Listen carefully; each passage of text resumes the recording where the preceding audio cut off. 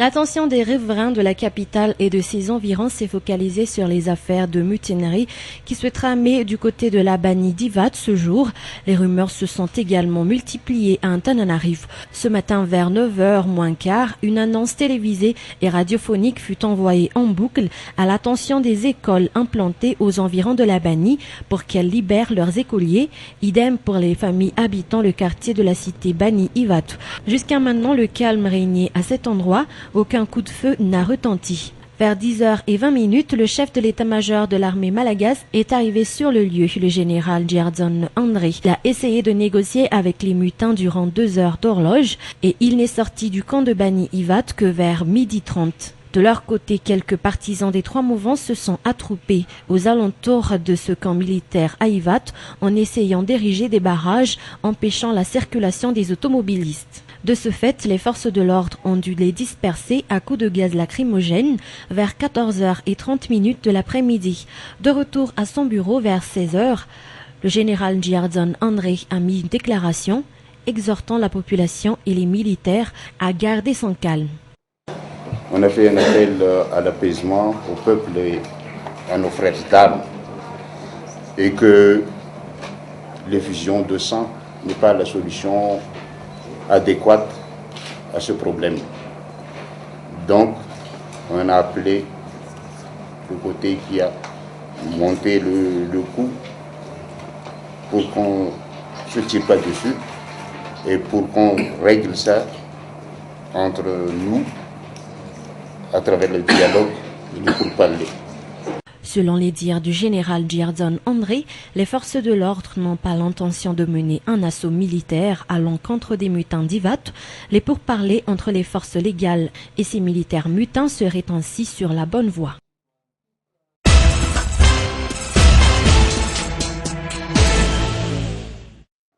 Quelques heures après la mutinerie des quelques militaires à Ivat, la communauté internationale n'a pas tardé à réagir sur cette affaire. Par le biais de son porte-parole adjoint au ministère des Affaires étrangères, la France condamne toute tentative de coup de force militaire visant à instaurer un directoire militaire à Madagascar. Nous condamnons toute tentative de coup de force militaire qui ne ferait qu'accroître la crise malgache, a déclaré Christine Fagès, porte-parole adjointe du ministère français des Affaires étrangères. Et ce aux responsables d'ajouter que la tentative de mercredi dernier qui a eu lieu alors que se déroulait le référendum constitutionnel n'a pas suscité à la connaissance de la France un mouvement militaire, une manière de dire que le scrutin s'est déroulé dans le calme et sans aucun incident majeur.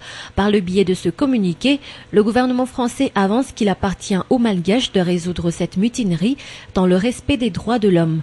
La France préfère ainsi le dialogue pour résoudre cette affaire au lieu d'utiliser les armes pour neutraliser les mutins retranchés dans le camp de la Bani Ivat. De son côté, les États-Unis d'Amérique ont également réagi sur les actions menées par ces quelques officiers de l'armée à Ivat.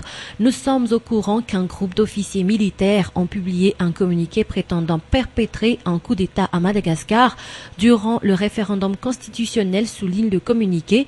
Les États-Unis condamnent fermement tout effort destiné à prendre ou maintenir le pouvoir par l'usage de la force. Le gouvernement Obama insiste que les politiques malgaches doivent retourner à la table de négociation pour trouver une solution consensuelle et inclusive à la crise politique qui prévaut actuellement à Madagascar.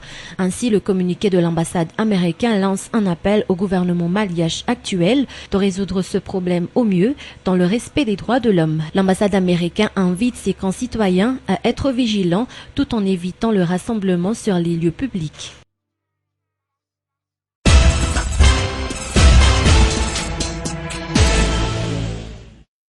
La deuxième session ordinaire du Congrès de la Transition et du Conseil supérieur de la Transition a débuté ce jour et jusqu'au 9 décembre prochain, selon l'ordonnance 2010-010. Cette session sera consacrée essentiellement à la loi de finances 2011, mais d'autres projets de loi seront également au menu, à savoir la loi sur l'amnistie et la réconciliation nationale. Mais la question sur la tenue des prochaines élections communales sera également débattue durant cette session ordinaire des deux organes législatifs. Selon les propos du président du Congrès de la transition Rarne Evangenatouanj ce matin, une lettre a déjà été envoyée au président de la Haute Autorité de la transition Ange Radzuiln et au Premier ministre Camille Vital, les demandant le report de la tenue des élections communales prévues se tenir ce 20 décembre prochain. Cette proposition sera toutefois étudiée durant cette session, a tenu à préciser Rarne Evangenatouanj, rappelant que le président de la Haute Autorité de la transition, le jour du référendum constitutionnel, a avancé que le report des dates des communales et des législatives sera discuté au sein du Congrès et du Conseil supérieur de la transition. Mis à part le président de la HCC qui est actuellement en mission à l'étranger, le Premier ministre Camille Vital, le président du Conseil supérieur de la transition ainsi que le président de la Commission électorale nationale indépendante ont répondu présents lors de la cérémonie d'ouverture officielle de cette deuxième session du Congrès de la transition.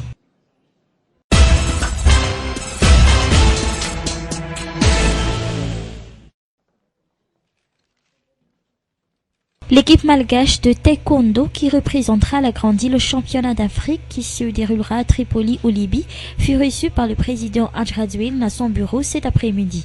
Cette équipe malgache est composée de nos meilleurs athlètes, un autre malgache établi en Europe et également champion d'Europe de taekwondo, la rejoindra aussi une fois arrivé sur place.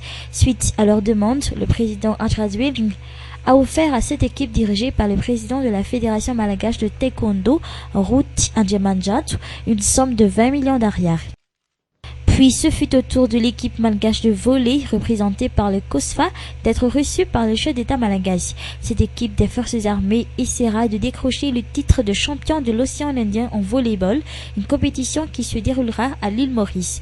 Ils n'ont pas été en reste en guise d'aide. Le président Radzuiln leur a offert la somme de 37 millions d'ariars, une somme qui sera entre autres destinée à alléger les dépenses occasionnées par ce déplacement, comme les frais d'avion, l'hébergement et le repas de la délégation malgache.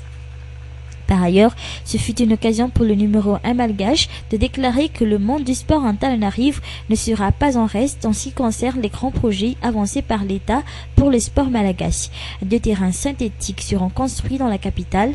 Ainsi, l'État continue de s'investir du mieux qu'il peut dans le domaine du sport dans le but d'améliorer les résultats de nos sportifs, mais surtout de redorer l'image de la grande île dans les compétitions internationales. Faut-il noter que le président Ange Radzuiln a déjà octroyé des aides financières à nos représentants en pétanque, kickboxing et football lors de leur récent séjour à l'étranger.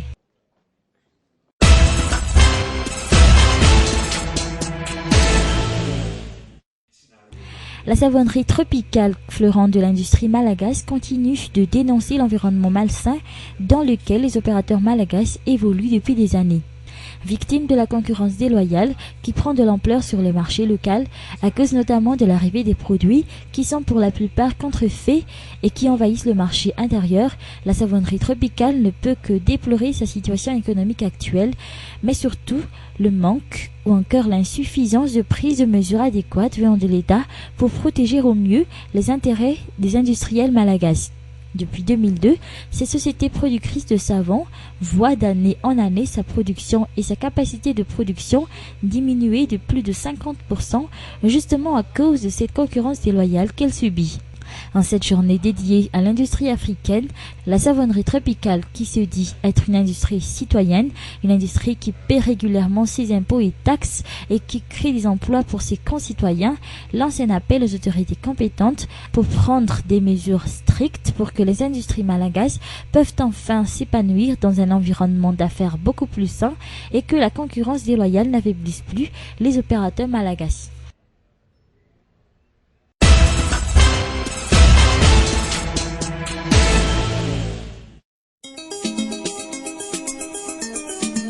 Voici les résultats partiels du dernier référendum reçu à 18h aujourd'hui.